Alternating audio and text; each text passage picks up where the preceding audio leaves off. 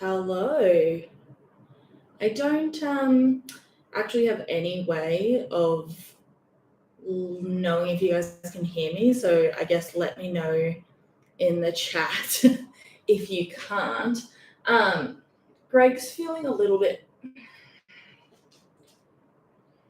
ornery today.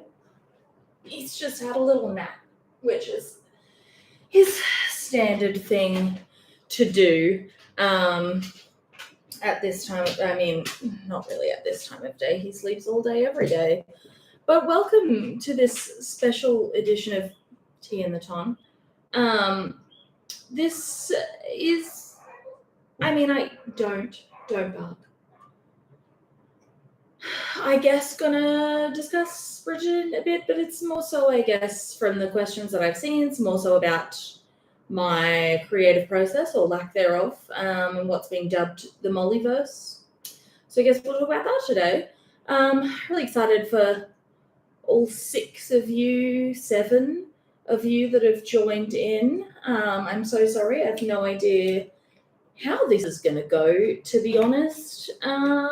It's probably also going to look a little bit different from my other videos. Usually I film on my phone, and I'm having to film off my Mac right now. I know that there is a way to use your phone as a webcam. However, I'm stupid and I can't figure that out, at least not on my current brain capacity. So, here we are.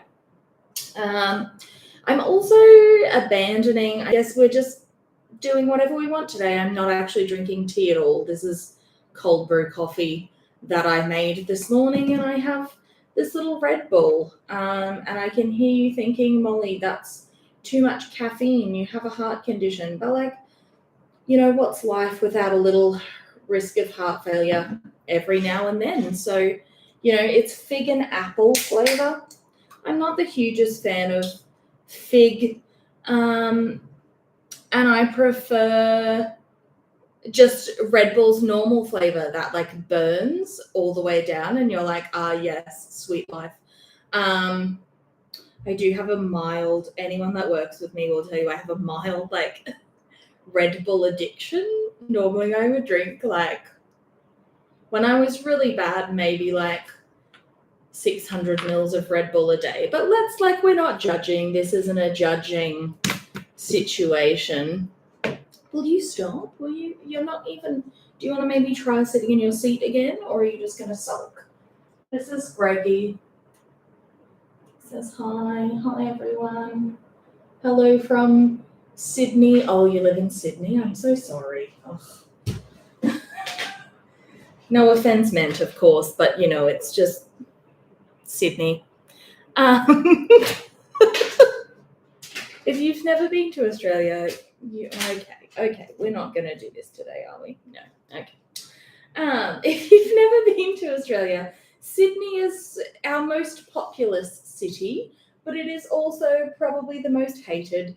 Second only to maybe Perth, because Western Australia seems to think they're a separate country from us. Not the case, but tis what it is. So let's actually get some questions up.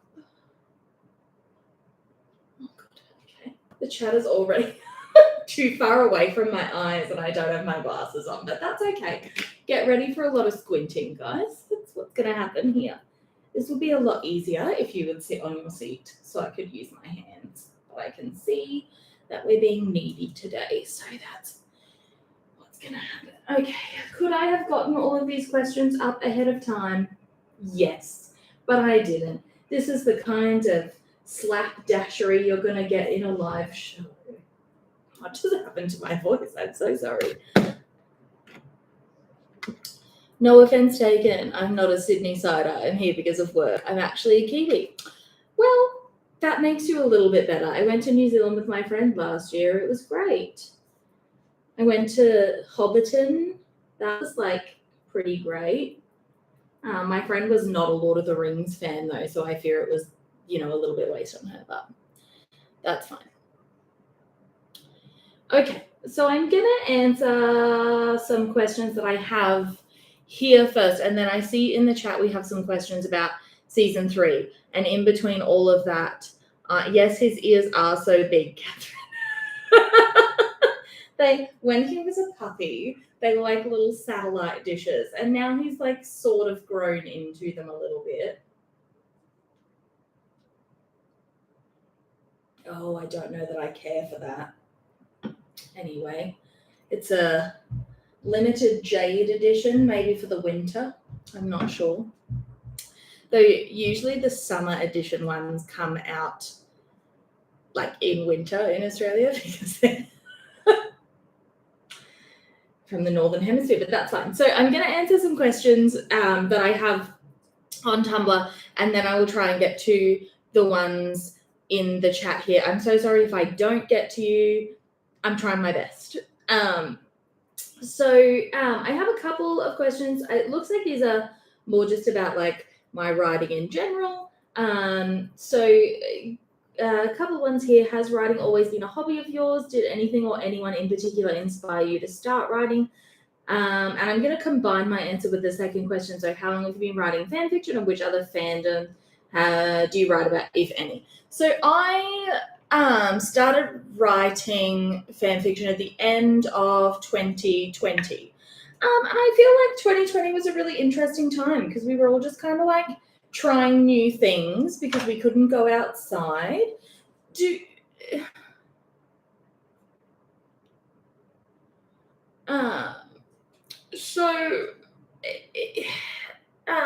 couldn't really go outside. So we were all just kind of trying new things, and I started writing at the end. And I had not written since high school, which at the time was about a decade.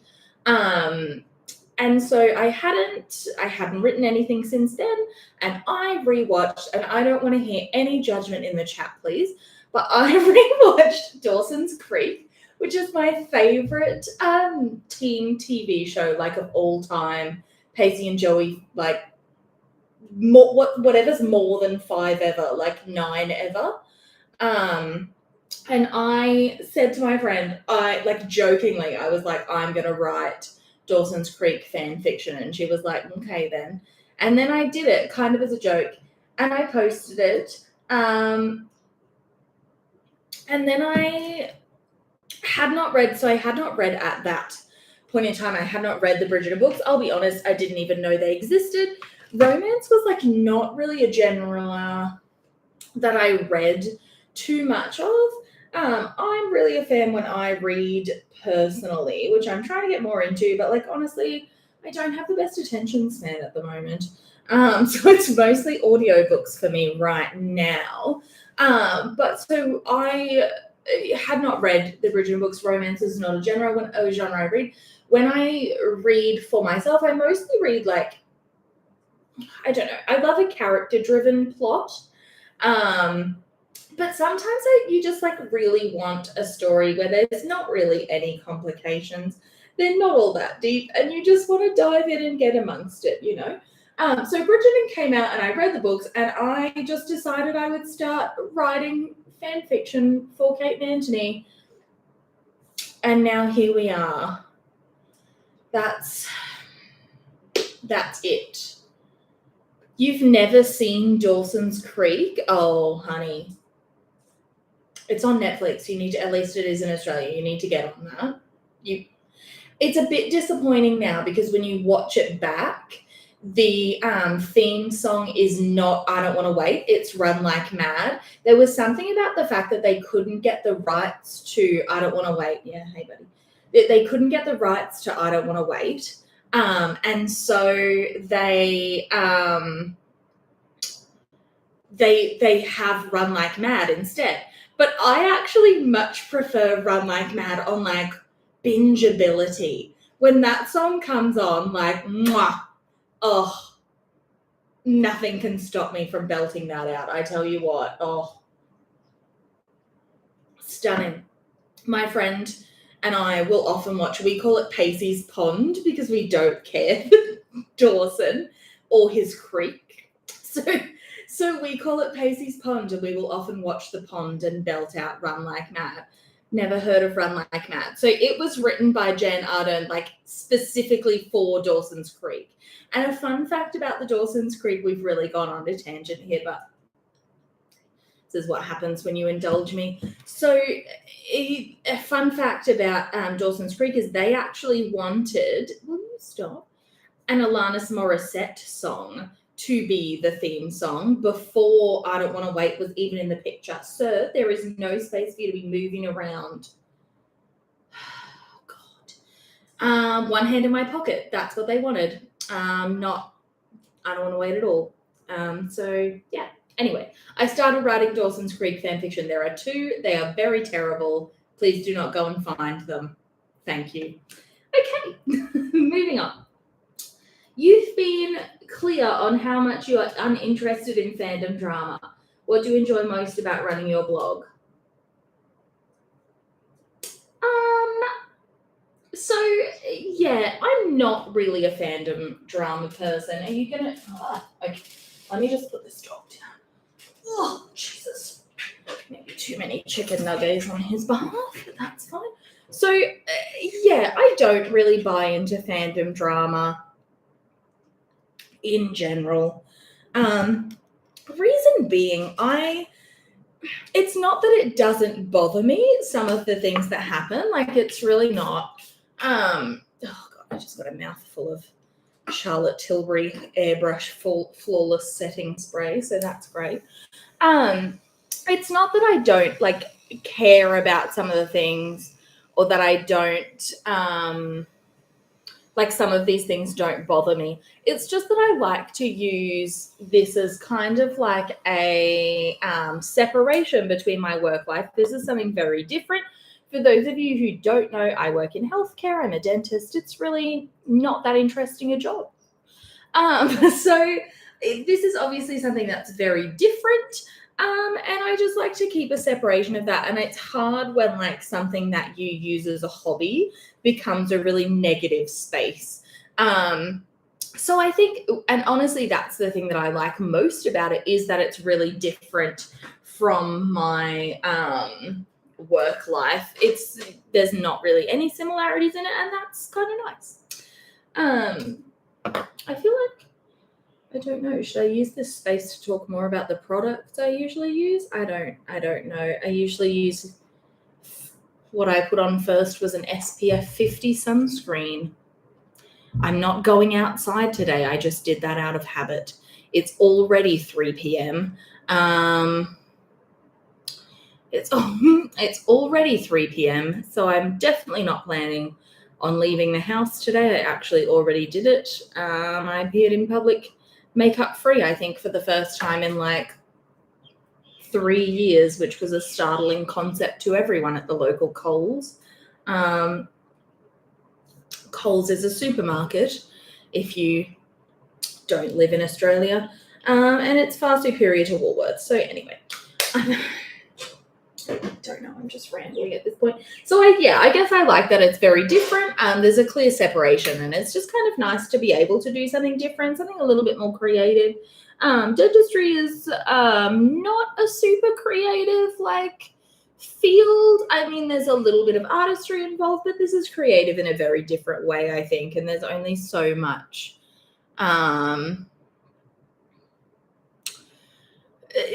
there's only really so I was just reading someone's comment about dentists. Look, we're not a very interesting group of person, so it's very different from that, and there's only so much creativity you can have when you're shaping teeth all day. I think that's, yeah. Is there any particular story you credit with leading to the popularity of your blog?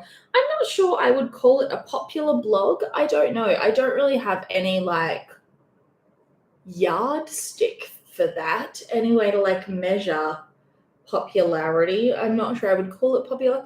If you're kind of newer to, I don't want to call it the Mollyverse, but if you're newer to the Mollyverse, Bridget and Sons is really the one I think that started it all. But I started to notice a real uptick in my followers around the time when I wrote, that's the cat trying to get into the office. We've shut her out and she's distressed. Were I to open the door, she would go away almost straight away. Bridget, when I started to write offside, I noticed a real uptick in followers, I guess, and I'm not really sure why. That really surprises me because I don't really know anything about football. If I'm honest, outside of like maybe playing FIFA with my brother-in-law under duress from time to time. And it really surprised me, I think, that like that fic was so popular. Yeah, I don't know. Do I have a favorite story? Which story of mine is my favorite? I have a real soft spot for You Might Have Some Bruises and a Few Scars. I have a real soft spot for that story. I don't know. I think it is maybe the most complete arc that I've told. It's also a story that I put a lot of time and effort into. And one day when my life settles down, I do plan to turn that into an ebook, and maybe you can buy it on Amazon. Though I don't know why you would when you can read a free version online. That seems... Do not bark at those other dogs. They're big and scary and you can't take them in a fight. There's a Rottweiler that lives behind us, and Greg is convinced that he could take this dog in a fight. He couldn't. I do want to turn that into an original book. I have a title. I even have names picked out, but I got like a little bit, I don't know, shy of doing it. Just for a few other things that happened, and I don't know if it will ever see the light of day, but I hope so one day. It'd be kind of cool to like have a book, make like, $12.50 off that. So yeah. Which story seems the most popular with your readers? I think it's Bruises again. That is my most read fic on AO3 by a very big margin. It has, yeah. I don't think it's even close. I think, let's have a look. I don't think it's even close to the next fic, which is, I'm just waiting for the page to load. Oh, maybe it doesn't want to. I have a feeling the next fic down is Offside, actually, but I think there's like literally like twice as many views on Bruises as anything else. Yeah, there is nearly twice as many views. I think that's my most popular fic. I still get quite a lot of questions about it. Quite a lot of questions, I guess, about a modern version that I had floated the idea of doing as well. And I'm not sure, again, if that will ever see the light of day. I hope so. I get very distracted writing fics, as all of you will attest. Is there a particular story you wish was more popular or think of as underrated? This is, and it's very topical, I guess, right now, because like the live action movie just came out. But in like February last year, like prior even to season 2 coming out, I wrote a Little Mermaid fic. It's called Mysterious Fathoms Below. I wrote a Little Mermaid fic, and I put my heart and soul into that bad boy, and no one read it. Like, no one read it. It is way down the list. I don't think most people even remember that it does exist. This is what I really hate. This is just a little gripe that I'm going on as a tangent. This is Charlotte Tilbury's Hollywood Contour Wand. This is a great liquid contour. It's so good. So good. Except for the fact that it bothers me that it comes in like fair to medium and then medium to dark. Like, that's a big comparison range to put in like 2 different things, like, anyway. You have to like twist it to open it and then squeeze it. But in the meantime, no matter how many times I try to do it neatly. This part always gets covered in contour. It's infuriating. Charlotte, if you're watching this, please fix it. I don't know why my voice cracked. That was really weird. I'm so sorry. Where was I up to? Yes, Mysterious Fathom Below. I put my heart and soul into that. A weekend, it's like 20,000 words. I wrote it over 2 days. Siri, no. Hey, I found this on the web for over the weekend. It's like 20,000 words. Siri, I wrote it over please, 2 days.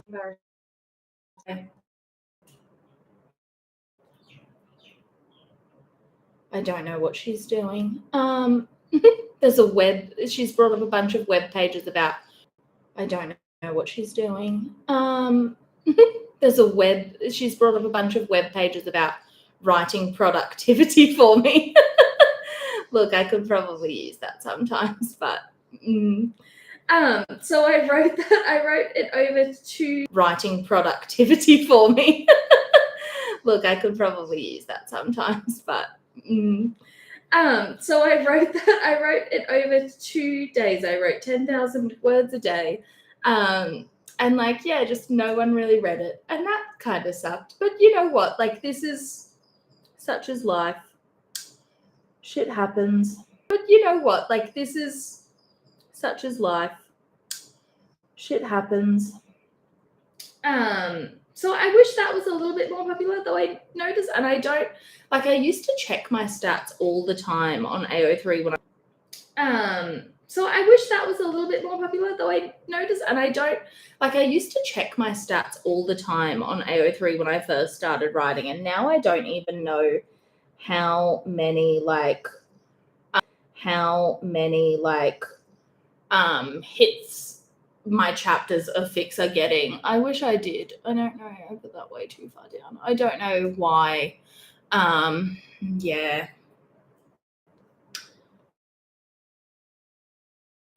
Okay. Yeah, no one really read it. It's fine. I'm not like devastated about that forever, even though I've now gone on this for 5 minutes. I don't read my stats honestly as much I probably should anymore, because I think I basically just now I'm gonna write whatever I want. I don't really care. But yeah, I don't know. Can you articulate the appeal of the original versions of the characters of Anthony and Kate, both book and show, that inspired you to write about them? So I don't think it's a secret that the Viscount Who Loved Me is my favourite of the Bridgerton books. I don't think that's really a secret. If that's a surprise to you, I'm so sorry. Not sure how we all got that far. If that's a surprise to you, I'm so sorry. Not sure how we all got that far.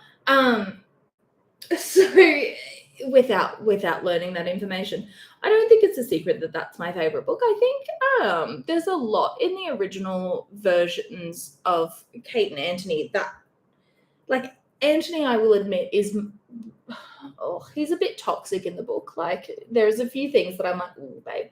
But I also think that that's kind of, I would say almost every, how do I put this politely, as if she's going to watch this stream, but there's a bit in all of Julia Quinn's heroes that's, it's a little bit toxic, it's a little bit misogynistic, and sure, you can go, oh, that was of the time, but like, do we really need to think of it as that way? I don't know. Like, and to be fair, the early Bridgerton books were written in the early 2000s, so it's, you know, it's different, a different political, social landscape, I suppose. But there's a lot to be admired, I think, in two people that are just like, particularly in the book, they realize that they have this trauma and they want to get better, not for someone else, but for themselves. Like, genuinely, if you have this trauma and they want to get better, not for someone else, but for themselves. Like, genuinely, if you haven't read the book, Kate was she has a lot of trauma regarding her mother's death, and she associates thunderstorms with that, and she pretty much decides to like just get better because she doesn't want to feel this way anymore. It's not really like super impacting, but she's kind of like, it's not really like super impacting her life, but she's kind of like, I want to understand myself better and I want to feel better. And I think two people like bettering themselves for one another, but like finding each other through that is a really beautiful thing. And that sounded really sappy, and I'm sorry, but yes. And I think as well, like, haven't all of us kind of felt sorry, but yes. And I think as well, like, haven't all of us kind of felt put upon's not the right word, but haven't all of us kind of felt like we don't belong in our own families from time to time? Like, but haven't all of us kind of felt like we don't belong in our own families from time to time? Like, that's, I think, a natural thing as you grow up and you find who you are. I think, that's not always going to align with the people around you. And I think that's a really interesting thing. And stepping back and being like, you know what, no, I'm going to take this for myself is a difficult thing to do. And it's an important lesson for us all to learn. And I just think, yeah, that's really nice. I don't know. Yeah. If the stars aligned and you could write for a living at your current salary or higher, would you? Oh, honey, I'd quit my job for free most days. That's, yeah. Like, wouldn't even take anything. I'm like one inconveniently timed email away from that resignation at all times,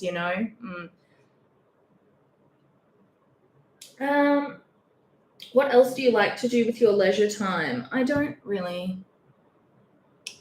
do anything. There's a question down here, number 15.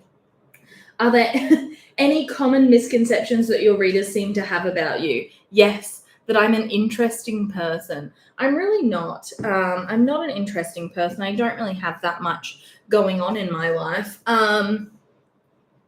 Yeah, I wish I could say that I do, but I don't. Yeah. Yeah. Do you read for pleasure a lot? Do you read romance? Since reading the Bridget books, I have gotten more into reading romance, but I generally still read closer to, I guess, drama. I've really been enjoying Taylor Jenkins Reid books recently. I'm just about to finish Carrie Soto is Back. Very good books. If you kind of want a series of books about like women just being like, you know what, fuck this. If I was a man, no one would care. Please read these books. So good, so interesting, just like really character driven. The plots are not like these huge sweeping arcs, or they are in a way, but it's much more about the characters. And I enjoy just when you can like kind of root for a flawed character, like I think there's a real art in that in writing. It's the kind of writing I wish I could do, where you just like someone makes the worst choices and you're still like rooting for them in a way. And I think like the really interesting comments that she makes with them is kind of that like we're all flawed people, but at a certain point you choose, like we all have good and bad inside us. It's not like people aren't 100% evil most of the time. They're not 100% good. It's just kind of, there's also a lot of imagery in her writing, which I really appreciate. A lot of you will know if you followed me on Tumblr for a little while, you will know that I'm a huge Taylor Swift fan. And I love the kind of, and I'll tell you why I'm a huge Taylor Swift fan, most because she makes everyone feel things, but also just because like she evokes like so much imagery with her writing. Like if you listen to 'Tis the Damn Season, like I don't know about you guys, I felt like I was standing on that like frosty street corner. It's just like that's the kind of writing that I wish I could do. It's the kind of writing I guess I'm drawn to. But I love lots of imagery. Yeah, I'd love to write better. I would love to be an author. I'm just like not really at the point in my life where I can I don't know. I guess I'm not really at the point in my life I can just risk everything like that. It'd be nice though, but yeah. I don't know. I guess I'm not really at the point in my life I can just risk everything like that. It'd be nice though, but yeah. Let me just sort through my inbox here. I know I have a few questions in here. I have some from developing character. She's some from developing character. She's not joining us. Oh, sorry. I just assumed you were she. They are not. I'm so sorry if I've misgendered you when you watch this back. I won't. She won't be. Oh, I did again. I'm so sorry. I'm so sorry. They won't be able to watch live, but they'll catch up later. We've seen a lot of which Kate when Simone posts photos, but the real question is which Newton is Greg. So this is kind of a fun thing that we do on my blog. If you don't follow you all, I'm assuming follow me there. Otherwise, why would you have stumbled onto this channel unwittingly? But so I was really filthy when the Newton casting was announced because I felt like they could have picked a much cuter dog to be Newton. There, I said it. Sorry, Austin the corgi. You know, Greg. I you're just not Greg. I don't think it's any secret that I think my dog's the most handsome dog in the entire world. And Greg is all Newton's. All of Newton's behaviors that I write about in my fic. I wrote a fic not too long ago from Newton's point of view where Anthony was a vet. All of the behaviors in that fic, all of like Newton's persona that I write about, I base on my dog. It just seems right. He is any and all Gregs. Do you have a particular writing setup? This is what I mean when I say I do not have a creative process. I do not have one.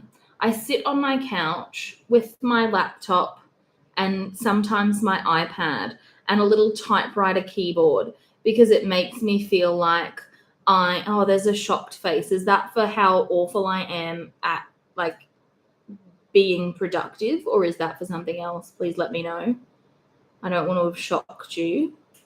It's really hard to fill in your eyebrows watching on a webcam. I do have a mirror in front of me, but I'm like a budgeriggar, and anytime there's like a reflective surface, I'm like, oh, who is she? Who is she? Who is she? You know, just very vain. Which hilarious given, you know, all of this. Do I have? I don't. I sit there with my iPad, and I usually put something on in the background. Is publishing Modern Bruises still in the works? See, this is what I mean.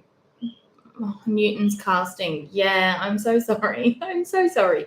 But like, you've seen Greg. He's the most handsome special boy in the world.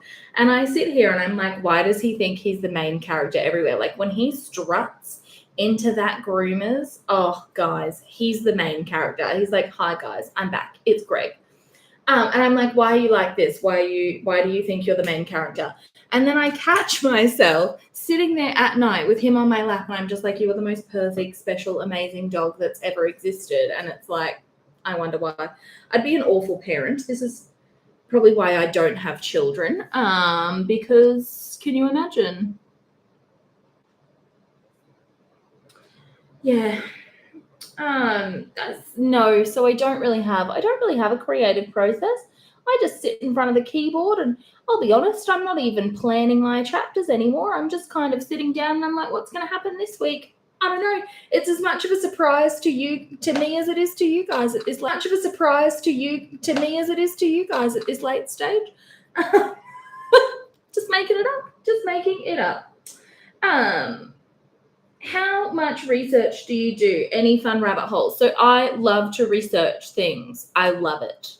I love sitting down on my computer and being like, I wonder how many cabins there were on the Titanic. Yes. The Titanic page is literally open in my like list of browsers right now at the top of my screen. the Titanic like Wikipedia page so I can make sure that I get like every detail of this right. Like the fact that, and there's a plot point coming up with this, but like the fact that there wasn't a library for like third class people. That was only for first and second class had like a reading room. But like even things like that, I'm like, okay, let's go. I've put way too much blush on. I now just look sunburnt. I don't know what that's about. I love researching things, mostly because I just want the writing to feel like as grounded as possible. What fic took the most research? I've got a question about this coming up. It's like literally the next question. So let's tie them together. So it says you got into F1 and then wrote nothing good starts. Has it ever gone the other way? So this actually did go the other way. Someone asked me to write a Formula One Kate and Anthony fic, and I started watching Drive to Survive on Netflix because I wanted to I wanted to just get the lingo down because I want, and this is stupid, no one cares, no one's fact checking me, no one's going to look up the calendar from last year to be like, was that a Thursday? But like it matters to me desperately. I want them to be so grounded in reality, even when it's something ridiculous, you know? So I started watching Drive to Survive and I got like obsessed with Formula One. I love it. I'm planning to stay up later tonight. Like in Australia, the race is going to start at like 11 o'clock tonight. It's in Spain this weekend. I'm planning to, I've got a favorite driver. I sit up there. I've got a Ferrari shirt and cap in my wardrobe now. I just want to take this moment to say I'm really stressed and disappointed that Charles Leclerc went out in Q1 this morning. That was devastating news to wake up to. Yeah, that was really tough. So it does often go the other way. It didn't happen with Offside, though. I did do a bit of research for that. Not as much as I probably would have done now. I feel like the amount of research I'm doing for fics now, like it's gone up, mostly because I just like learning new things, you know? And I love doing a lot of world building. I love just making up things. For example, in my Mermaid Kate fic, my Little Mermaid one, I made up a rule that all mermaids are left-handed, which I would just like to say, I did not know Simone Ashley was left-handed. When I started writing Kate as left-handed, she just deeply feels like a lefty to me. I don't know what it is. And then when season 2 came out and she was left-handed, I was like, victory. You know, I'm not left-handed, by the way. I'm right-handed. It just felt right. So yeah, let me find some other questions. There was one other thing I know that was from a couple of days ago, and I think I've lost it in my inbox because no, I found it. Okay. More about the F1 universe. Do you have plans to expand the F1 universe? I would love to expand that thing. I would love to do like a little I don't know, like a little follow-up maybe about I have a really cute story in my head, and I have some cute stories about like Kate and Anthony's kids. I have some really cute stories in my head about Anthony and Kate's kids in the Bruises universe as well. And actually about how like almost every other sibling like met their spouse. It's like kind of all written in my head. I'm just probably not gonna put it down on paper. I have a really cute story in my head because Formula One technically is not like a men's sport. Women could compete in that. And we have F1 Academy now, which is a women's league of Formula One racing. But women can compete in Formula One. And so in my head, Charlotte Bridgerton is an F1 driver, and she falls in love with one of the mechanics at Bridgerton Family Racing. Just like in my head, I feel like that's how that would go. And I think it would be a really hilarious story to basically see, like, for Anthony to see his child like pursuing someone in the absolute unhinged way that he pursued Kate. I just think that would be hilarious. His little head would just like explode. Yeah. Is how much time do you usually spend writing a week? Is it the same or does it vary? It varies depending on like what I'm doing that weekend. So my work schedule is such that let's just get all the caffeine in now. My work schedule is such that I normally get like a Friday off. I normally don't work Fridays. I work Monday to Thursday. I do I work 7:30 to 7 and I do Mondays to Fridays. Let's do a little cloud effect, shall we? And do like a little silver eyeliner, like a cute little nod. What do we think? No one cares. You're not here for the makeup.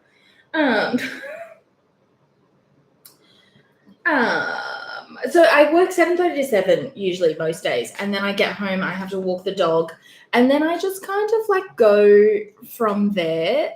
So generally I'll try to get about 3 or 4 hours in before I go to bed. It doesn't always work out that way. Sometimes I'm more productive than others. Sometimes I just don't it just doesn't happen on that day. I used to try and really like lock myself into a schedule, and now I don't, other than the fact that like I update my main fic, whatever I'm working on a Friday. Generally I don't try to lock myself into it anymore because I just got stressed. I think that's probably the thing that I hate most about running this blog, and the fact that this blog has gotten kind of big. It's got about 3,200 followers at this point. And I think like the thing that makes it most stressful for me is just like I see all of your messages, I see all of your comments on AO3, and like it would be a full-time job to run this blog at this point in time. There are about 8,000 messages sitting in my Tumblr inbox right now. So like if you've ever written me a question, there are about 8,000 messages sitting in my Tumblr inbox right now. So like if you've ever written me a question, I have seen it. Like I read all of them. I just don't necessarily have time to respond to all of them. Generally writing a chapter takes me, let's say my chapters are usually between like 3,000 to 4,000 words. The Bruises chapters were a lot longer than that, about 6,000 or so, just because I felt like there was a lot to tell in that story. And it's not that I think there's less to tell in these other stories. I just think that, I don't know, that one, that was a special fic, I think. But normally about 2,000, if I like really set my mind to it, my typing rate is about 500 words every 20 minutes. So what's that in words per minute? Really embarrassed that my maths B teacher saw me now and I'm like going to my phone to so that is about 33 words a minute I can do. It's not that many. But I'm a very like 2-finger typer. You'd think I'd be better at it by now, but I'm just not. I'm just not better at it. I do write with usually I have a Bluetooth keyboard that's a typewriter style one, and it makes like the click clack noises, and that just makes me feel like I'm writing a great novel rather than my trash fan fiction. It's stupid. It doesn't mean anything. It's just, yeah, I can write a chapter if I really put my mind to it in like 3 hours. But usually I don't. Usually I, sort of mess around, and then I'm like, I wonder if I should watch a review for this iPad case. I'm getting a new iPad. I'm very excited about it. I'm hoping it's going to change my life, but it probably won't. So then my brain's very scattered, as you can see from this entire thing. Do you have a routine for writing? Do you write a little every day? I try to write a little every day. Most of my writing happens on weekdays just because, like, generally I'm very tired. When I get home from work, I'm so tired. I've been, I think, unfortunately, writing, like, less and less when I get home from work. It's just kind of how it's happened. I do try to write more on the weekends, and usually I'll start writing my Friday fic on, like, a Thursday night or a Wednesday night, mostly just because I try to keep my Fridays for like appointments that I need to do. It's just a little fun fact about my life. I'm looking very shiny today. I think it's just the angle though. I don't know why I care. Like I said, I'm not going outside. This is just for me. So I do write when you feel like it. I sometimes like I want to write more than others, I'll admit. But that's just life. We all go through little phases like that, I guess. Actually, I want that back.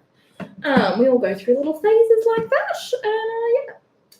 So I think those are the only questions I have on Tumblr. Let's bring it over to this chat here and I can finally see what you've all been doing here. Thank you for confirming my eyeliner choice. That's nice. A question if you get time. With the announcement of a sneak peek of season 3 at the Brazil Tudum. So I hate, they call it Tudum, I think, or on, like, why? It makes a Tudum noise. Maybe that's just my accent. I don't know. Event, do you hope we get some stills as well, including one of Kate and Anthony, Francesca, etc.? I think I would be surprised if we didn't get like some sort of stills or something around that event. I'm not going to commit myself to what they may be, but I think like one of the Bridgerton family would be nice. I would like to see that. I'm going to do this kind of silvery color for my eyeliner, if anyone cares. I'm about to make this palette into an eyeliner. So I'd be surprised, I think, if we don't get something from the Bridgerton family, but that being said, the producers don't really seem that worried about the fact it's a show called Bridgerton, if you get what I mean. We're dropping viewers by the minute here. Unsurprisingly, I'm surprised there's even 6. I would love to see, I'm very curious about where Francesca's role is going. Especially given, very curious about where Francesca's role is going. Especially given that like Violet's arc that was set up in Queen Charlotte sort of plays very similarly into that like finding love after loss sort of trope that Francesca's storyline takes. That's kind of her whole thing. I've said once and I'll say it again, I think the path that they're headed down with Francesca and John and Michael and that entire situation is a very slippery slope. Because I've said this before. I don't think that Julia Quinn is a perfect author. I don't think anyone. Taylor Swift. I don't think anyone is a perfect author. I don't. But she's very intentional. If anyone's curious, I'm using Inglot Duraline to make that into like a waterproof eyeliner. And this is the Makeup by Mario Master Metals palette. So Julia Quinn is very intentional about what she gives you enough information in to emotionally invest in. And I've been saying since season 1, I think it was a mistake to show us so much of Marina's storyline, knowing like if they stick to the books where she's headed, or where that storyline's headed. I think it's a mistake. I think it's only going to make for more trouble. And maybe that's just like most viewers won't care, but like in the fandom space, that's very tricky to navigate. But I think it's potentially we're either not going to see Michael Sterling at all, which doesn't really play into the thing that they had, that they were all kind of friends, John, Francesca, and Michael.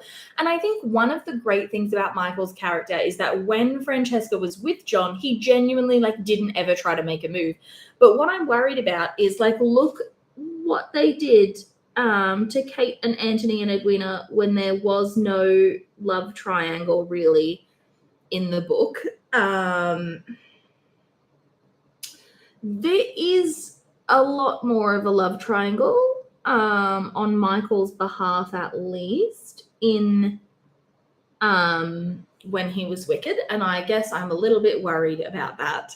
I don't know that it's wise to carry on down this path. I also don't necessarily want to see the heartbreak of it. I don't know why I'm talking so much about this thing that no one asked me about. And someone mentioned Francesca there, and I was just like, here are my thoughts. So, ideally, in my head, you would only hear that Francesca had got married, or maybe you'd see her get married, but John's like not really a main character. And then we see more of their relationship in her season in sort of flashbacks, because I think then at least you know, and you're not emotionally committing to that relationship. I think it's going to make Michael look very bad the way they're kind of setting it all up, or, you know, we don't know that much about it, but to wrap up that, I thought this was going to be like a 30-minute thing. We're approaching minute 49, sorry. Yeah, to wrap that up, I think we will get some stills. I don't know that up. I think we will get some stills. I don't know if Kate and Anthony are going to be in any of them. Obviously, I would like to see their beautiful faces, but yeah, I don't know. Hopefully, but probably not. I'm trying not to really get my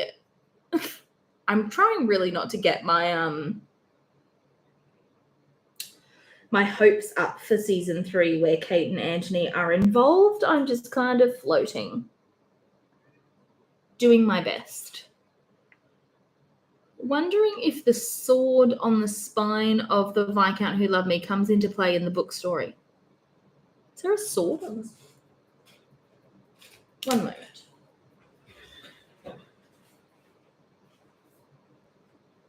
There is a sword on the spine and on the front too. How interesting. This one? No. I would have to say, so out of the book covers that I have the ones by Avon Books Historical Romance section. I have the older covers. Most of them look something, these are like the Roxby series, and most of them look something like this now. This is because of Miss Bridgerton. I would really recommend the Roxby series if you haven't read them. I think they're very cute. My favorite one is The Other Miss Bridgerton. It's a very cute book. They don't, honestly, the covers don't really have anything to do with the books. Let's see if I can put this in without making a mess of everything. Yes. So they don't really have anything to do with it. Like this is, for example, the Romancing Mr. Bridgerton one. There's a mirror on that, which I guess if you're a Colin and Penelope fan, you've got a bit of a theme for mirrors, or they do at least. They don't have that much to do with it. There's no sword play, as it were, in the Viscount Who Loved Me. That's I'm afraid not. There's a lot of chat about Dawson's Creek. Newton wouldn't appreciate that comment. What was that about? Oh, I don't know. I'm sorry. I didn't mean to offend him. If the shoe fits, someone's mentioned that. I loved that fic, and that was actually one that really surprised me with how popular it was, I have to say. I kind of thought it was a little bit ridiculous, but I think also that's like the closest maybe that I've written, or at least in a little while, that's like one of the closer adaptations I have done of their like truer personalities. I tend to change things a little bit, which I've copped a lot of flack for in my inbox, particularly of late, but that's, you know, such is life. You did a football Cantony fic. I'm surprised that you're not a household name.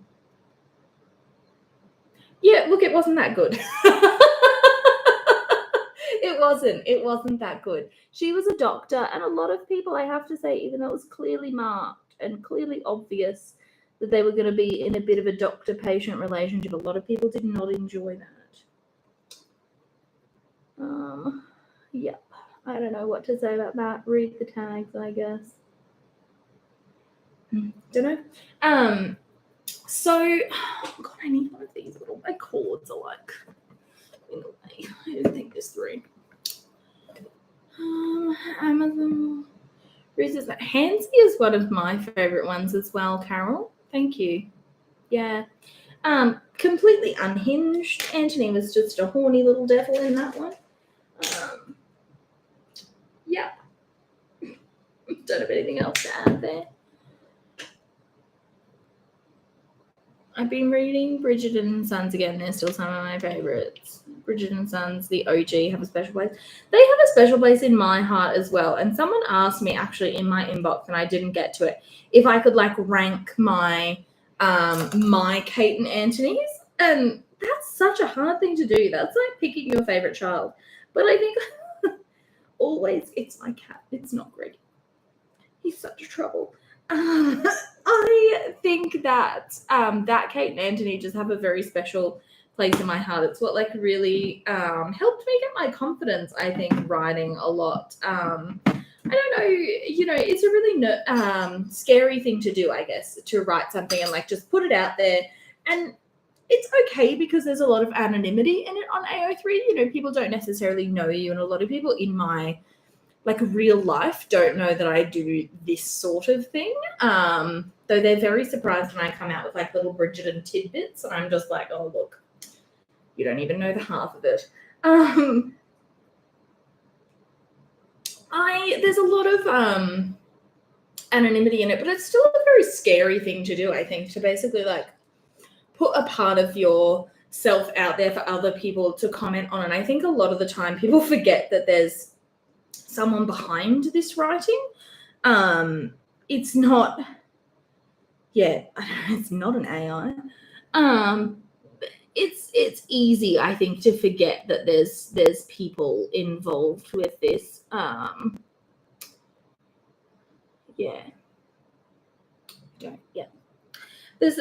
They have a very what was I talking about? I don't know.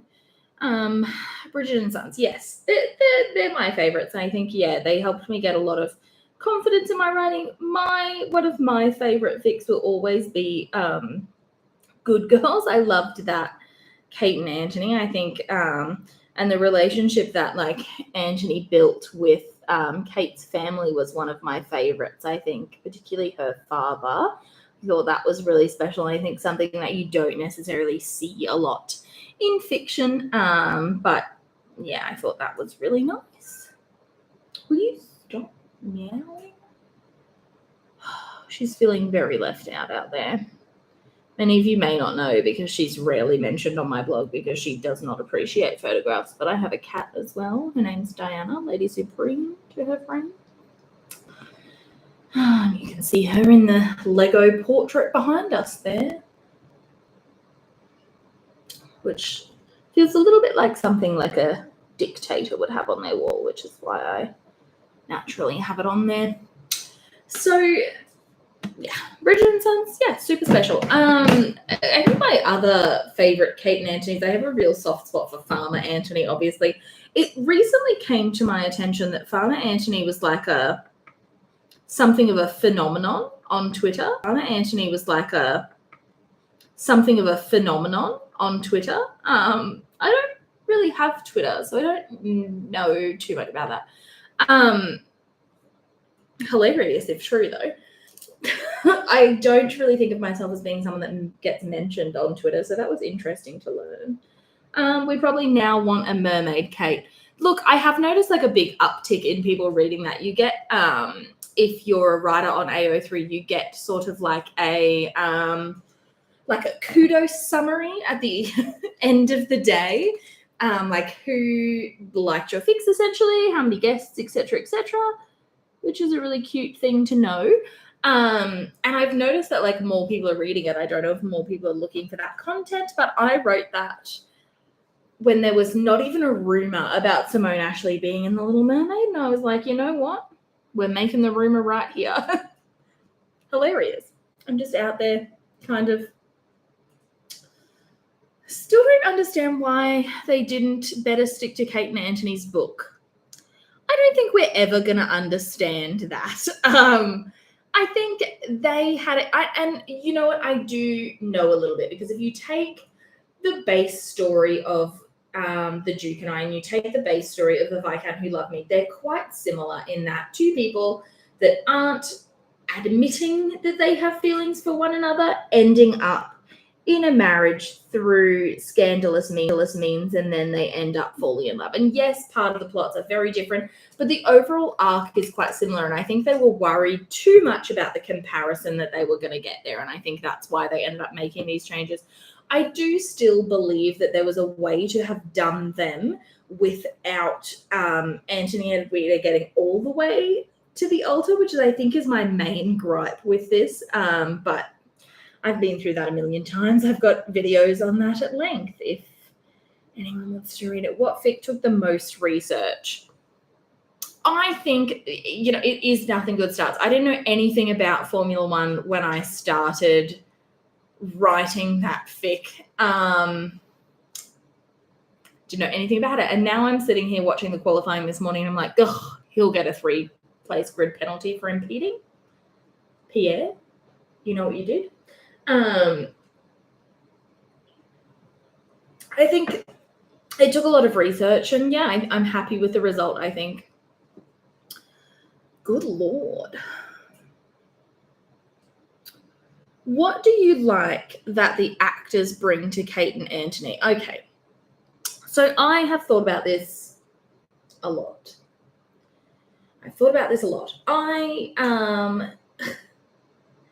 I think, and I said even in my Queen Charlotte video that I think one of the things that Bridgerton does really well is casting. I think they're really good at casting. The plot and the timeline, look, could be better. But I think casting is one of the things they did really well. And I think it could have been very easy for Kate, particularly in the storyline, the arc that they had her have in the show, it could have been very easy for her to come off as quite cold and unsympathetic. But I think like one of the things that Simone did really well is bring like a real like insecurity and gentleness to that role, that I think like deep at her heart, Kate is a nurturer. And I think that's one of the things that we really needed to see from that, from her. And I think, yeah, I mean, she looks like a Disney princess. So there is that. That's, it's bringing a lot to the role. Johnny is just, he's a handsome little sweetheart. And I want nothing but good things for that man. No one has a bad thing to say about him. And I don't want anything but good things for him. I don't want anything but good things for him. I just want to like wrap him in a little blanket and be like, come here. I think he's very sweet. And I think, again, it could have been really easy to see Anthony as really callous, but I think you really saw how much he struggled with what he felt he had to do and what he wanted to do. And I think that there's a lot of issues with season 2 when it really comes down to it, but I don't think any of it is from the acting. I don't think we can accuse either of them of that. I think, yeah, that's one of my favorite things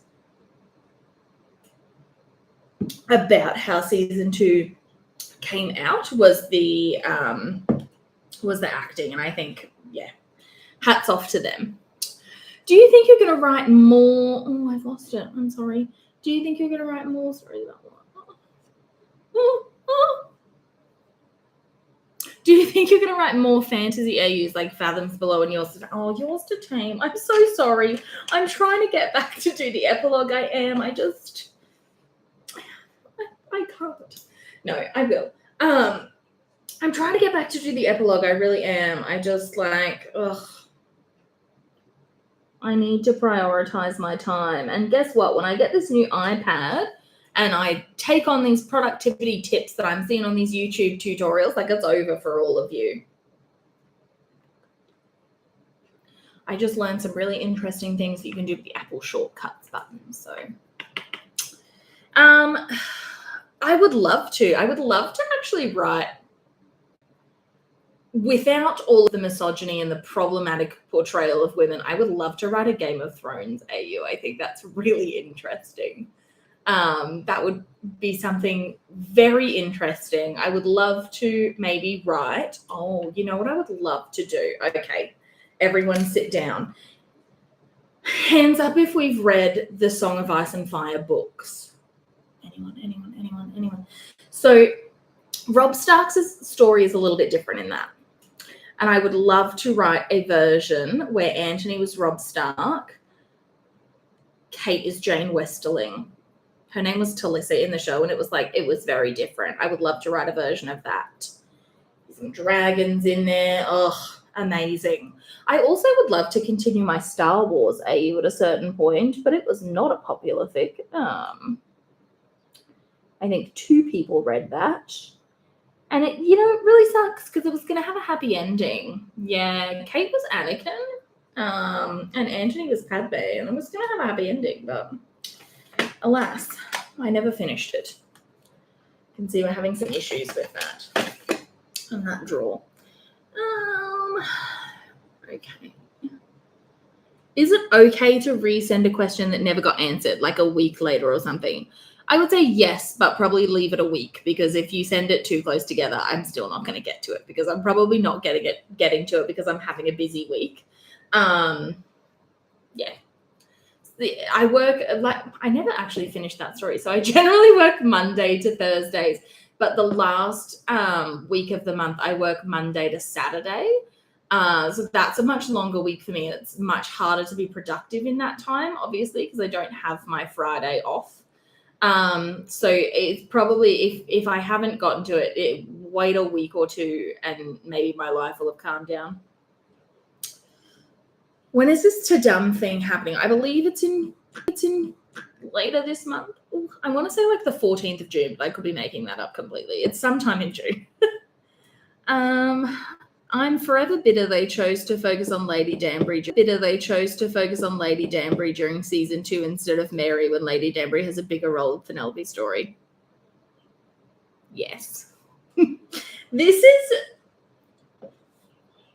one of my bigger issues with season 2. And I've spoken about this before, and I will be wrapping up this live stream soon. I just feel like I've got an open audience to complain about my gripes. So here we are. This is what happens when you give me attention, even 9 of you. And I'm like, so. That's why dentistry is the perfect job for someone like me. Do you realize the captive audience that you have while someone's sitting in your chair? It's incredible. Most of the time I'm sitting there, there's a poor patient in front of me, and I'm talking to my assistant, and I'm like, so here's what happened in Malibu Rising as I was driving home last night. And I'm just so mad at Mick. And the poor patient's like, what is going on here? Because they only get half of the story, because obviously my assistant and I have been talking about this all morning, but they're only getting like 45 minutes of the conversation, as I do like that one filling. So it's very disjointed for them. But anyway, same thing. So I think one of the ways that season 2, I don't want to say the word failed, but where they could have prioritized their time better. I'm thinking a red lip. Let's go for it. They could have prioritized their time better. And I think that one of the issues it has is that I don't think it had more B plots than season 1 did. I've thought about this a lot. I've rewatched season 1. I've rewatched season 2 quite a bit. I don't actually think there's more B plots. I think what's happened is that they didn't distribute it properly. So the reason that Lady Danbury has a big plot in season 1 is that they gave her and Simon a closer sort of connection than it appears in the book. But they also sort of, Simon doesn't really have any family apart from her and apart from the Mondridges. Okay, which leaves more time open to the other Bridgertons, and it leaves more time open to the Featheringtons. In season 2, Kate had her own family with some really interesting dynamics happening, and we didn't get to see any of that. And the annoying thing is there was time for a Featherington subplot later on when it's actually Penelope's turn to exhibit. We are not going to see the characters of Mary and Edwina again. So that was our only opportunity to develop them as characters, and it's gone now. The Featheringtons are going to be there for the rest of me waving this Dior around like a lunatic. It's a Dior lip tint. It's a very nice one, actually. Natural poppy. Yeah. So like we're not going to see those characters again. The Featheringtons are going to be there later in the story, so there's plenty of time to develop them as characters. Like, just prioritize properly, please. Like, if I can do this, I'm getting paid $0. Though, to be fair, these writers work for Netflix, so they're also getting pretty close to $0. But if I can do this with $0 and no resources, like, so can you, babe. I'm fed up with the excuses. Which is... I'm like, Mary could have had a really interesting subplot. It was all set up there. And then it just got abandoned halfway through. Like, please. I don't know. Prioritizing is obviously not their strong suit, but I read the books for years, and Canon Penelope's book is my favorite, and it took me until recently to realize that Penelope's daughter Agatha is named after Lady Danbury. Yes, I assume she is. I assume that is true, because I don't know any other Agathas in like the. And I will admit, I have only read Romancing Mr. Bridgerton once. It is not my favorite book of the series. It's probably my least favorite by quite a long way. Which, like, if you like it and you like Colin and Penelope, like, go for it, babe. Like, you do you. Like what you want to like. I don't really believe in, like, guilty pleasures or anything like that. If you like it and it brings you joy, like, enjoy it. But, yeah, Penelope does, or Lady Danbury does have, like, a bigger focus in Penelope's book. And it is a little bit confusing. I don't really like the role that they're putting Lady Danbury in which that, like, she's kind of like the fairy godmother of Bridgerton. Like, I'm not really fond of the role that they're casting her in there. I think it's a little bit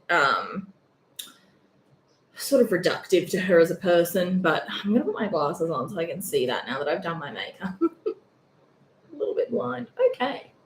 And you can see that I'm using a ring light in the reflection of them, so maybe that's a bad idea. Maybe I can just, no, I look like my mother. Sorry, Mum, if you end up watching this. I've also cussed a little bit.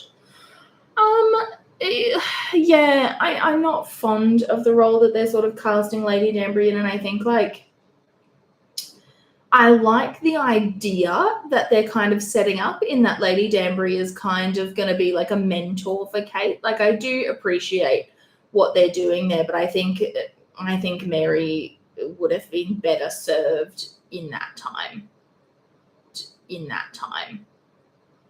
Yeah.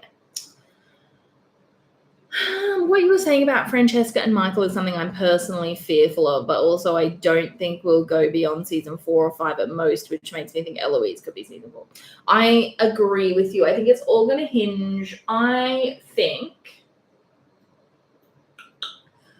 I'm expecting renewal news at the end of season 3 for season 5 if it's coming, but I do not expect I don't expect Benedict to be season 4 at this point. I don't. I think it's going to be Eloise. I don't think we're going to see particularly like Gregory and Hyacinth's story. I think if we see their story, it will be secondary to a spin-off show. You heard it here first, ladies and gentlemen, non-binary pals. You heard it here first. I think if we see Gregory and Hyacinth, it will be as like a subplot in a spin-off show. Just my personal feelings. How do you think Show Kate would react to finding out about Show Anthony's duel? I don't think well. I think particularly in the books, like Anthony has this real air about him where he's like, I'm going to duel him. immediately something happens and he's like off to a duel. Like when sort of Eloise runs away with Philip and Anthony's just like, well, I guess I have to duel him now. I think like this is probably something that Kate finds quite annoying, that he's constantly like, well. I think she would probably laugh for one, because I feel like she knows that Anthony's a pretty horrible shot. I think like as they get further through their marriage, I think she realizes that like him trying to teach her how to shoot was definitely just an excuse to get a little bit handsy. We've seen what a terrible shot he is, and he was immediately like, ma'am, let me assist you. Sir, you are the last person who should be near a rifle. I think she would find it quite funny, actually. Oh, God. This keeps scrolling. The Newton comment was about telling Greg he may have eaten too many nuggies. Look, it's very possible that he has eaten too many nuggies. It's also very possible that I have eaten too many chicken nuggies. Such is life. I'm also not going to stop. I just love them too much. Oh, we got a fan of Good Girls. Thanks. Read all the time. Take a deep breath. Has big Good Girl vibes. Yeah, it really does.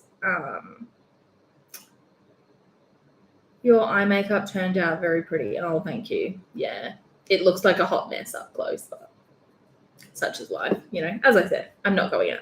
It's now 4:15 p.m. The shop's closed because I live in regional Australia. So like most of the stores where I live don't open after 12 p.m. on a Saturday. They're just closed until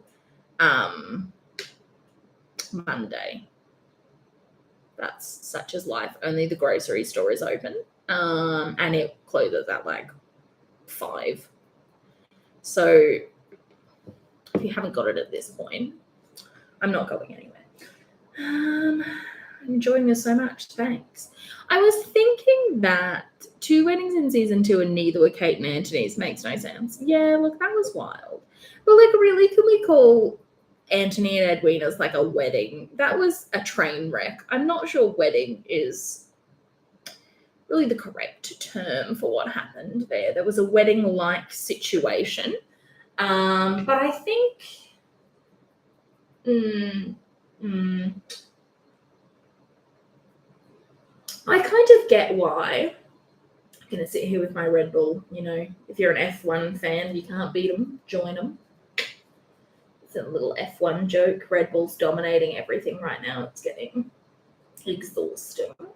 And it's also really annoying because they're ruining my F1 fantasy team. If you don't know, I am running a F1 fantasy league at the moment where at the end of November, if you win, you get to pick the topic of a fic that I will write for you. So if you want to know that, there are details about that on Tumblr, but yeah. So a flashback with the Sharmas, a story told by Mary. Oh, I would love, okay. So this is one of the things I would like if Queen Charlotte goes to a second season, which honestly I'm thinking that it might. The reviews generally, like it wasn't my cup of tea, the reviews generally were quite good for it, though a lot of people did enjoy it, which again, great for you if you enjoyed it. I love that for you. It wasn't quite for me, but like maybe if I rewatched it, I would enjoy it. I haven't gotten around to it yet. I'm rewatching Ghost Whisperer right now, which is a bit of a trip. It's a lot more in that than I remembered from like being 11. So one of the things I think we may get if the show goes on long enough, I would love to see Mary's story in Queen Charlotte. I would love to see that. I would love to see like Dilf Daddy Sharma. I would love to see all of it. I would love to see that. I don't think we're quite going to get there though, unfortunately. Yeah. I would love, I have heard, Simone Ashley has said, and whether this lands up on the cutting room floor or not, obviously I do not know, but Simone Ashley has said there's a lot more like backstory for Kate coming this season, or at least was filmed, so that might be something for us to look forward to, guys. Yeah.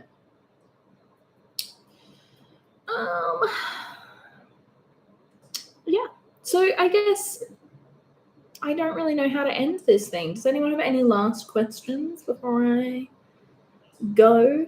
I was thinking maybe we could do like a short little one of these at the end, like every time I finish a fic, maybe that would be fun, and we could answer any like remaining questions we had about it. I don't know if that's something that anyone will be interested in, or 6 of you that have tuned into this, though I think at one point there were 11. I don't know. The timing is weird for this, and I think were I to do another one, I would probably do it earlier in the day for me. I think 3 o'clock, maybe we'd start at like 11 a.m. That might be better. I might get us in a few more catchment areas. I know some of you have stayed up really quite late for it, or gotten up early, whichever way you want to look at it. Someone has one more question. It's going to take me a second to type. Hold up. Okay, I'll just stall. As if this whole thing hasn't just been random tomfoolery, let's say. I don't know, yeah. Anyone else want a SP? I don't know what an SP is. I'm so sorry. I'm old. I don't know. What do I want to talk about? I don't know. One Bridgerton special. Oh, okay. On Kate and that was a typo. I'm so sorry for calling you out like that. So sorry. I didn't mean to be that dick. Bridgerton special on Kate and Anthony's honeymoon. I don't know that they really saw anything in their honeymoon. I suspect there was a lot of staying abed, which I love for them, because, you know, they're two people that like haven't taken a lot of time for themselves. So I guess I appreciate that, like, they did, you know. That's one of the things I find really confusing about the Queen Charlotte show, is that they've been on honeymoon for a very long time. And I kind of wonder, like, yeah, we know they were away for what, like 6 months? We know that. But, like, when did that start? Because the show goes until spring. So, like, they missed the entire winter and then into spring. But, like, they got married and then they're back in Aubrey Hall. So, like, when was that? I've got a lot of, like, timeline questions that I would love to sit down. I would love to sit down with someone. I'd also really love, if anyone knows Shelley Conn, can you ask her to confirm my headcanon about how Mary and Daddy Sharma met? Because I happen to believe, here I am grandstanding, I happen to believe that she like mistook him for someone else, and I think that's really cute. And I would really like her to confirm that. She's the only one I'll be asking for confirmation for. I don't think I need anyone else's confirmation on this. Won't be asking Shondaland for confirmation. I'm going straight to the source. It's been quite interesting to hear about your writing process. Oh, babe, there's no writing process. There's no writing process. It's me with a keyboard being a fool. Like, there's no writing process. I'm continually, I think, like shocked. There's no writing process. I'm continually, I think, like shocked and amazed by the fact that anyone is interested in anything I have to say. I do not consider myself an interesting nor talented person. I was being kind. It is still a process. Yeah, look. I'm continually shocked that anyone is interested in anything I have to say. I don't consider myself a talented or interesting person, and I think, yeah, sure. Yeah. You know, why would anyone care what I have to say on this matter?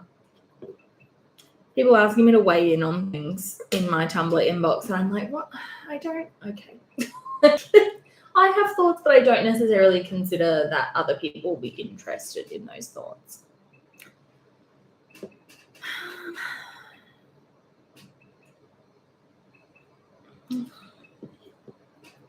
Sorry, I just got a text message. It's not an interesting thing. just stalling for time. I'm just going to turn the overhead light on because it's getting a bit overcast to make sure I don't run over the dog. No, he's asleep in the corner. That did absolutely nothing. Fine. Mary Sheffield saw Papa Sharma, went mine, and went after him. See, that is generally what I believe happened.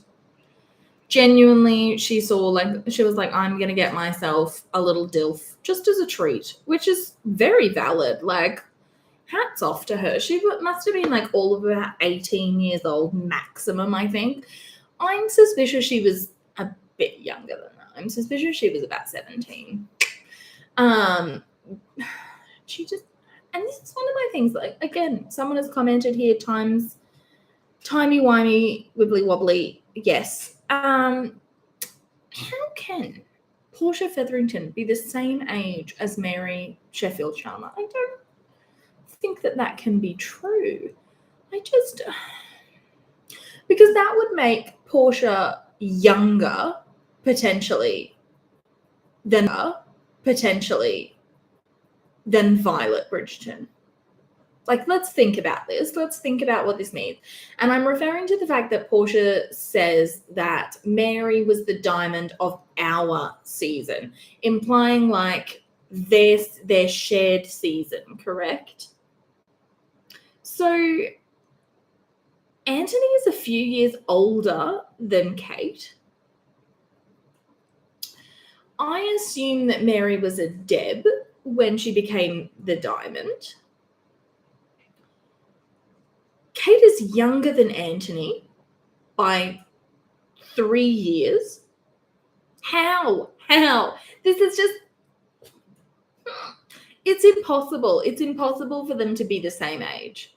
It's not, like, can we just look at our timelines, please? And I know that's a bold claim, as I said, not like an hour ago, that it's been a long time since I timelined something out. But I assure you it is possible to go back and like scroll back through your Word document and be like, aha, I've already mentioned that. That's incorrect. I do it all the time. Like, things like that really bother me. And I know that most people probably don't sit there and like fixate on things. I guess I just have one of those minds that, like, we've now got twice the audience that we had before. I'm sorry if you've tuned in for this little diatribe. I don't think anyone thought this through. I don't, and they must have so many people check these things. Like, how many people do you think reads a script prior to it getting to the actors, prior to it then getting filmed, and not a single person was like, hey, you know what, this timeline doesn't seem right? Tell you how many people read my fic before they're posted? No one, not even me. I've not proofread anything, as is evident, in a very long time. Like, I just don't have time for that. I don't have time for that. In Queen Charlotte, there's over a 50-year gap, and Violet is 12 in 1761. Agreed. Like, it's very odd that then she would be having Anthony in like 1784, I think. So we're saying by the time, oh, my ring lights just died. We're saying by the time that she has Anthony, she'd be in her 30s. No? Like, let's consider this. I don't think that that's wise. We haven't thought through this timeline at all. Could backlight it like I'm in a scary movie. We haven't thought through this timeline, and I just, it bothers me. It really bothers me that we didn't think this through. Especially because they only really included Violet to have for this plot about like Lord Ledger and Lady Danbury. And like, really, Lady Danbury could have had that plot with any married man at the time, and I actually think it would have worked. I'm so sorry. It would have worked better if like it had been any other person, because I just feel like now it's a bit marred by like all of the levels of awkwardness that are going to go through there. And I deeply believe Kate has found out about this and she's like, I'm not telling Anthony that. His little head will explode. Like, I firmly believe, here's a little headcanon straight from me. I firmly believe that Kate is the keeper of the secrets of the Bridgerton family, and she chooses not to tell Anthony things because it would leave her a widow. She's like, I know all of these things. I'm just not, I can't bring that to his attention because he's going to immediately go off his little tree, you know? Someone sent me a message. They're watching my live stream. Hi. Hi. Yeah. I don't know how well this live stream is really going. It's been an hour and a half. It's been an hour and a half of me just rambling about nothing. I'm not sure how interesting that is. But alas, and I'm just buying time here while one last question comes through. I'm unsure about Lady D storyline and Queen Charlotte. Yeah, look, I think I said everything that I really want to say about that situation. I asked it above. Oh my God, I'm so sorry. I can't see it.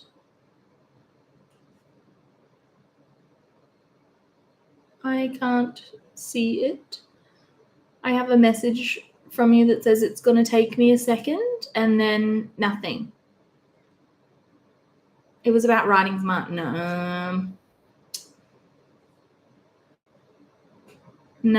I don't have that question. Can you copy and paste it if you can see it? Because I can't. I have a message from you that says I'm not shy about smart. I just don't know where to start, but there's nothing else. Sorry. I also don't really know about writing smart, so this is going to be interesting for taking tips from me. I don't even like to call it that to begin with. It feels too... I'm fine with her being independent after her father died and hustling to get inheritance, one thing. I agree. I love the idea, and I think in my comments there was a general feeling in the fandom that I was not being supportive of like Violet and Agatha, of like having their storyline independent of marriage, and that's really like not that's not the case. I love that for them. I just don't think... I sent it again. It's fine. I can't see it. Is it being filtered? Let me take a look. Maybe it's being like moderated out. I don't know. I don't know.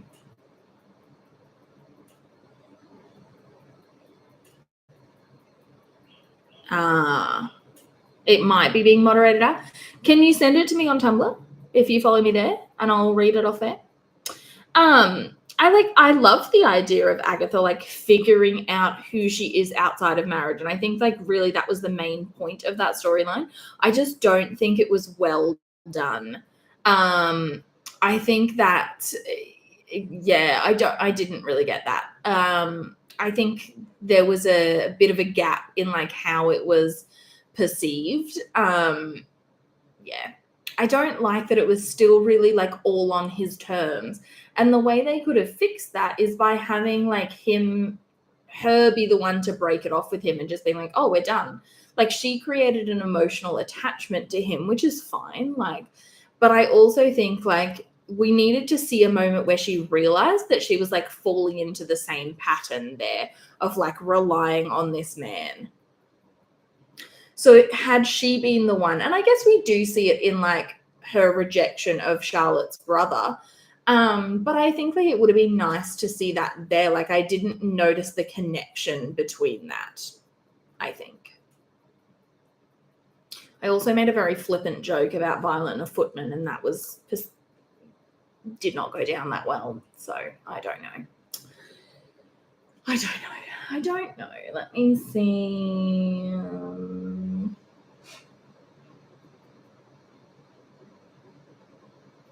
Someone's asked me if my live stream's done. No. Oh, honey, we're still going. We're still in this mess. We're still in it. We're still in it. We're still rambling on.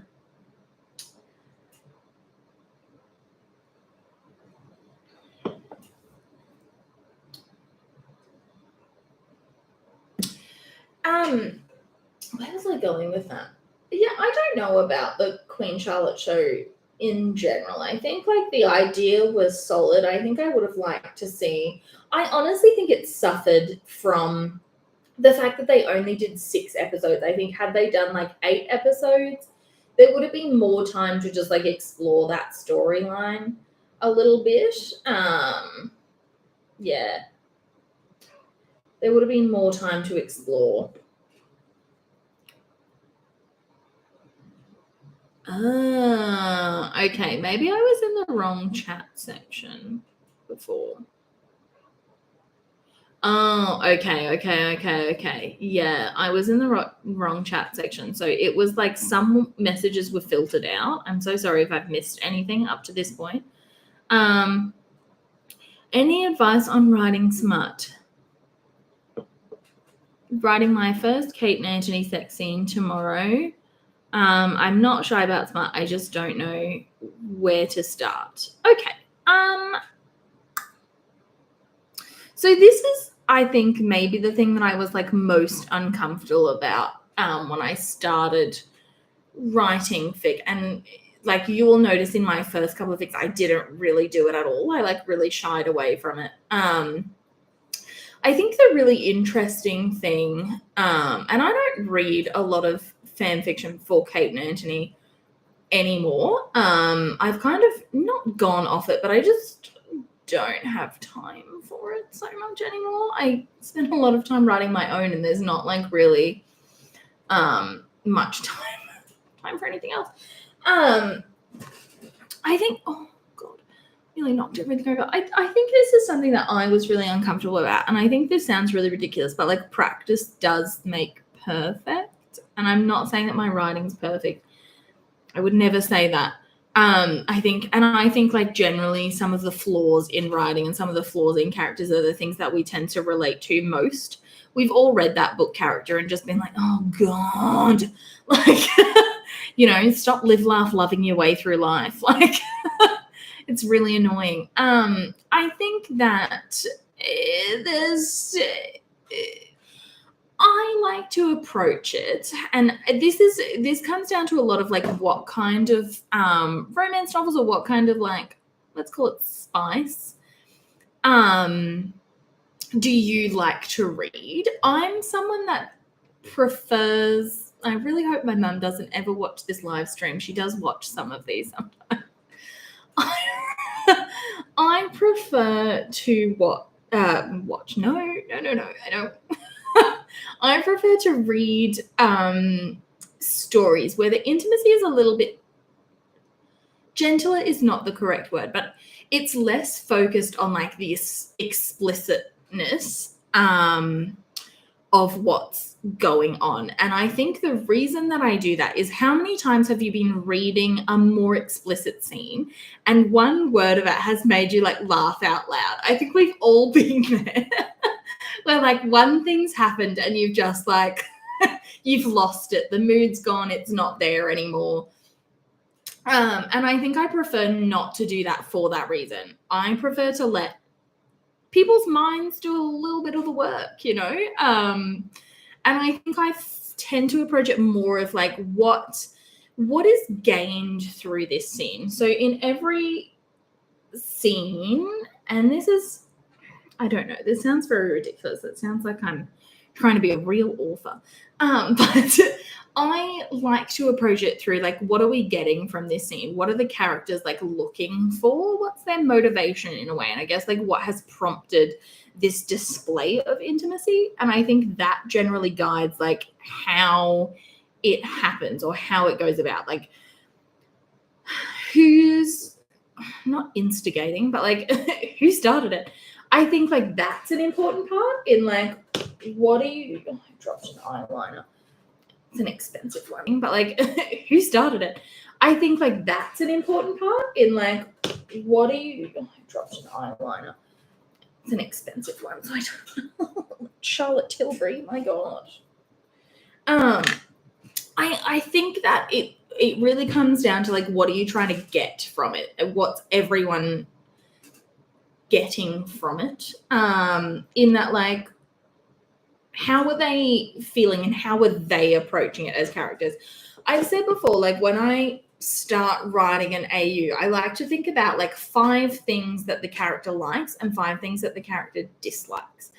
And the reason that I like to do that, like, do they like not like cucumber on sandwiches? Like, what's their favorite kind of ice cream? And I do that because it makes them seem like they're real people in my head, which sounds like something someone with mental health problems might say. I realize as I say it out loud, but I think it makes them feel more grounded as characters. And then from that, I like to think about like how do the things that have happened to them, how does that make them approach things in their life generally? And from that, like how would they approach their partner, I guess? Like how caretaking is a common theme in their stories. I've never thought about that, I don't think. But I think like Kate and Anthony are both people that are very nurturing, even if they don't want it to appear that way most of the time. And I think that really comes across in the way that they are with one another. They have a very interesting relationship in that there's a lot of give and take, I think. But like when push comes to shove, like they will always look out for one another, even when they, that they don't think they have anyone to look out for them. And I think that's one of the hallmarks of their relationship. So I don't know if that's helpful at all. Sometimes it's very pronounced in like yours to tame and all that I am. I guess it is. I don't know. I haven't thought about that. I guess, yeah. But I think like when writing intimacy, part of it you have to think of like what part or what phase in their relationship are they at that time as well, because that's gonna play a big factor in how they are together and how comfortable they feel with one another. But generally I like to, and that's play a big factor in how they are together and how comfortable they feel with one another. But generally I like to, and that's why like when I do Spicy Sunday posts on my blog, you'll notice there's quite a run up to them. They're generally about 1,500 to 2,000 words, and it generally takes me about 2 hours to write a Spicy Sunday post. Because I think the story needs a little bit of run up, because I want to see like where they're at emotionally in that scene. And that's generally how I approach it, is like what kind of emotions are each of them having? What are they thinking, feeling throughout? I don't know if that's in any way helpful to you, but alas, that's pretty much all I have to say. Does anyone have, before we sign off, this has gone on for a very long time, but does anyone have anything else, any thoughts, comments? I don't know how well this went. It's better if you have a foundation to be invested in. Yeah, that's pretty much it, And sometimes, like, it is a very formative experience in their relationship. I know that, like, in the book, there was quite a lot of, within like the Regency scope, I guess there was quite a lot of intimacy in their relationship prior to them even getting married. They were quite familiar with one another, and so I think like that really is formative in their relationship. I think they're caretakers at heart, and yeah, generally how I try to approach that. So I think we'll wrap this up. I don't really know how well this went. If you want to see more of these live streams, like I said, I had a bit of an idea to do one after I wrap up each of my fics. Any remaining questions, anything you want to talk about? I don't know how popular that will be. I don't know how popular this one's been. We'll see, I guess. But yeah, thanks for tuning in, I guess. I know it was a bit of an awkward time, so we probably change these, change the time if I did them. I just had, some things I needed to do this morning, so I couldn't do it any earlier. But I probably try to make it around 11 a.m. for me, or even like lunchtime, 12 o'clock, just because I think that'll be a little bit nicer. I know most of the people in my little community are not in Australia, so I guess that's difficult. Now you know how I feel when Netflix does things at like 5 o'clock their time, and I'm like, cool, that's 3 a.m. Fun fact, when Kate and Anthony were like a big part of Tadum, and when like we saw, so in Tadum, not last year, it was the year before last, it must have been 2021, September 2021. They showed us that like first scene of Kate and Anthony in Tadum, and I woke up, I went to bed and I set an alarm, and I woke up at 3 o'clock in the morning to watch that. That was dedication to the art. I don't really have that dedication right now. I'm in a different phase of my life, you could say. But anyway, let's wrap this up. This has already gone on for way too long, and I've said I'm going to wrap it up about 4 times up to this point. But yeah. So thanks for joining me. Thanks for joining Greg, who's... I'll take a photo of what he looks like and I'll post it on Tumblr. He's given up. He's given up. I guess I could show you in here. He's just completely belly up there. Look at him. God love him. He's just done. So thanks for joining us, I guess. I'm not going to bother doing my usual if you want to follow me on Tumblr, because I assume that's where you all came from. I am thinking, and let me know if you guys think this is a good idea, I am thinking of starting a Tea in the Ton Instagram, so we'll see. Yeah. So thanks for joining us, and we'll see how this goes. Bye. And yes. We'll see how this goes. Bye. And yes.